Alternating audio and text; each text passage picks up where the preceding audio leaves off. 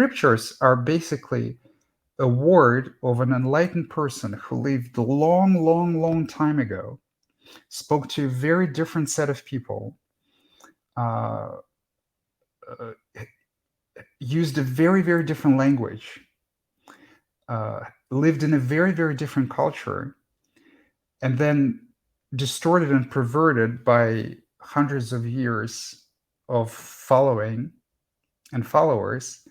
And like even if it wasn't distorted and perverted, even if it was written verbatim after what this enlightened person said, still just the distance in language, in culture is so profound that basically reading scriptures, yes, obviously there could be some parts that you don't understand. Like, for example, understanding Heart Sutra properly is quite difficult, and it's not actually possible even after you go through a lot of stages of enlightenment and you approach the very end.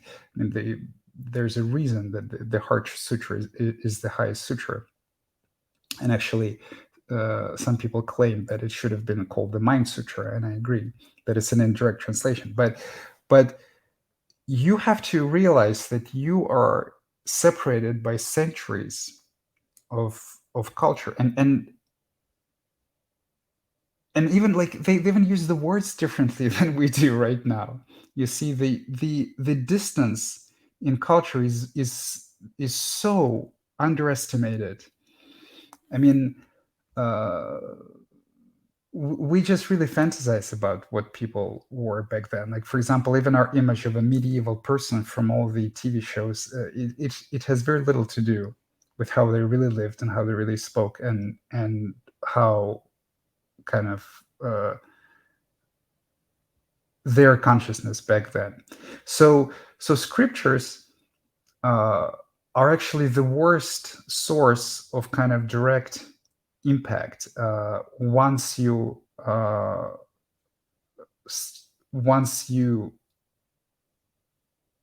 get to direct experience. So they partially would still touch you, and partially is just a kind of historic exercise to figure out, well, what is this enlightened person who lived 2,500 years ago actually meant? But listening to contemporaries like Osho, Adya, myself, Tolle, lots of teachers, will have a more direct impact on you because we speak your language.